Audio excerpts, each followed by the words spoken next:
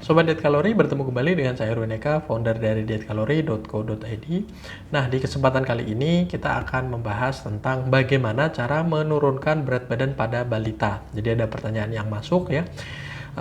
Dia memiliki bayi ya, atau balita ya, usia 1,5 tahun dan berat badannya 15 kg. Dan ini ya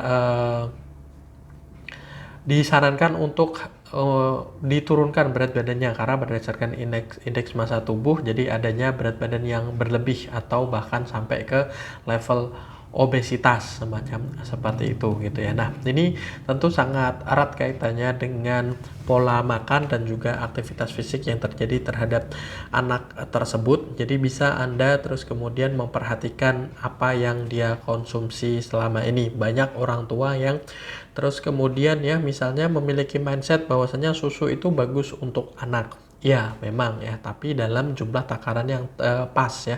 Jangan sampai terus kemudian berlebihan. Banyak orang yang memberikan susu ini ya, sebetulnya susu ini ya bisa dikonsultasikan juga ke dokter anak begitu ya, tidak direkomendasikan untuk terus-menerus dikonsumsi. Banyak yang selalu memberikan asupan cairan berupa susu. Kalau sudah memasuki usia balita, sudah 1,5 tahun, banyak minuman lain ya, air putih itu sudah mulai harus dikonsumsi juga. Kalau misalnya dia di 6 bulan sampai dengan 9 bulan, kalau 6 bulan di atas 6 sampai dengan 0 sampai dengan 6 bulan lah, itu kan ASI eksklusif, memang harus susu terus-menerus.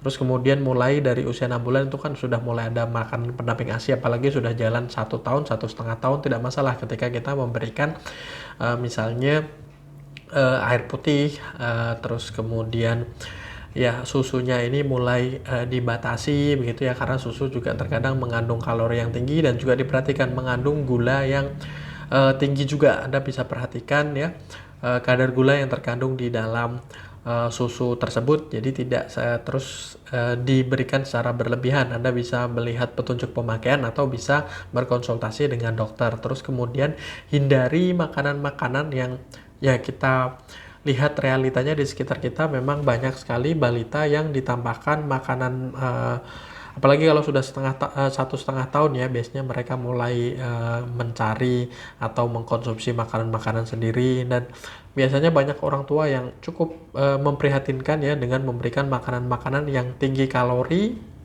namun rendah nutrisi. Jadi makanan-makanan cepat saji, makanan junk food, makanan beku yang terus kemudian digoreng ya, dari makanan-makanan yang digoreng yang mengandung minyak yang tinggi, makanan-makanan yang manis ya, makanan-makanan yang bahkan makanan-makanan bersoda, kue-kue, cake mengandung garam yang tinggi dan lain sebagainya.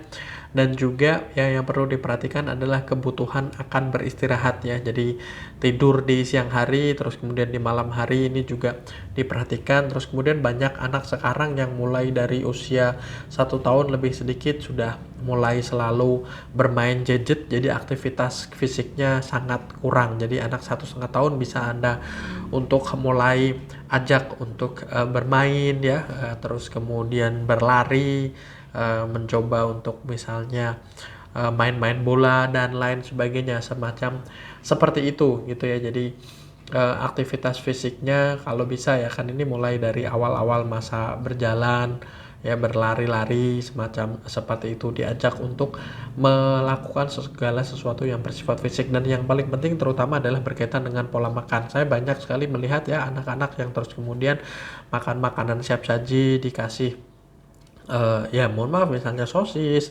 terus kemudian nugget dan lain sebagainya seperti itu. Jadi terlebih lagi disajikan dengan cara digoreng. Tidak masalah memberikan makanan itu, hanya jangan terus menerus, sesekali saja seperti itu. Atau kalau bisa ya jarang-jarang lah, seminggu dikasih, dibatasi ya. Jadi perbanyak makanan-makanan yang mengandung nutrisi yang cukup, sayur, buah ya, ayam disajikan dengan cara yang sehat, menghindari kulitnya, lemaknya, dan lain sebagainya. Daging juga semacam seperti itu, gitu ya. Jadi itu bisa membantu untuk mengatasi obesitas ya. Jadi ini sangat berkaitan erat dengan pola makan dan pola aktivitas fisik dan juga istirahatnya. Dan ya susu, ya pemberian susu memang sehat tapi tidak untuk dikonsumsi secara berlebihan seperti itu. Oke, saya rasa itu semoga bermanfaat. Jangan lupa like, comment, dan share serta subscribe dan follow sosial media kami yang ada di bawah ini.